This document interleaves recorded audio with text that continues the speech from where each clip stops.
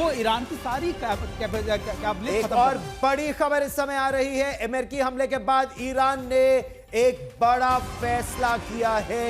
Iran ने यह कहा है कि IAEA का जो सहयोग है उसे सस्पेंड कर दिया जाए। इंटरनेशनल एटॉमिक एनर्जी एजेंसी, उसकी कोई भूमिका नहीं है क्योंकि उसके संरक्षण में तीनों उसके परमाणु प्लांट थे। और न्यूक्लियर प्लांट पर हमले के बाद ईरान की संसद की यह मांग है कि IAEA सहयोग को सस्पेंड कर दिया जाना चाहिए। और यह बहुत बड़ी बात है क्योंकि प्रणय, जिस तरह से हम चर्चा कर रहे थे कि एक ये यूनाइटेड नेशंस का फेलियर है, दूसरा ये इंटरनेशनल एटॉमिक एनर्जी एजेंसी का भी पूरी तरह से फेलियर है। उसके संरक्षण के बावजूद पहले इजराइल ने और फिर अमेरिका ने 3 न्यूक्लियर प्लांट्स पर हमला किया।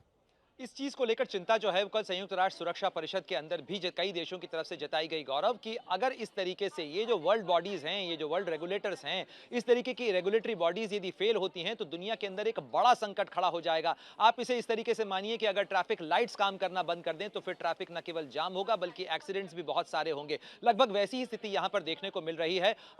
ईरान की तरफ से कहा जा रहा है कि एनपीटी का सदस्य होने के नाते उसके जो अधिकार हैं उनको जिस तरीके से भंग किया गया है, उनको उसके अधिकार जिस तरीके से तोड़े गए हैं, उसकी जो सॉवरेनिटी है उसे वायलेट किया गया है। साथ ही ईरान एक बड़ा आरोप लगा रहा है। ईरान का कहना है कि IAEA जो है वो इस कनाइवेंस के अंदर था। IAEA की जिस रिपोर्ट का हवाला देते हुए इजराइल ने और अमेरिका की तरफ से ये कार्रवाई की गई है, उस रिपोर्ट में आज तक वो सबूत नहीं दिए गए कि ईरान के पास क्या न्यूक्लियर हथियार हैं, ईरान के पास में कितने न्यूक्लियर हथियार हैं। और ये सारी चीजें, इनका आरोप लगाते हुए ईरान की तरफ से, ईरान की संसद के स्पीकर की तरफ से ये कहा गया है कि अब कोई जरूरत नहीं है। IAEA का आपको याद होगा, राफेल ग्रॉसी ने कल ही संयुक्त सुरक्षा परिषद के अंदर कहा था कि हमारे इंस्पेक्टर्स जो हैं वो ईरान में मौजूद हैं। हम चाहते हैं कि अगर हमें एक्सेस मिले तो हम ये जाके चेक करना चाहेंगे कि आखिर नातान्स के अंदर या फोर्दो के अंदर कितना नुकसान हुआ है। बिल्कुल। और देखिए प्रणय, यही बात की जा रही थी कि ईरान के लिए भी अब यह औपचारिकता ही रह गई है क्योंकि देखिए पिछले 48-24 घंटे में जो हुआ उसके बाद तो ईरान ऐसी कोई चीज मानेगा या किसी चीजों को ऐलान करेगा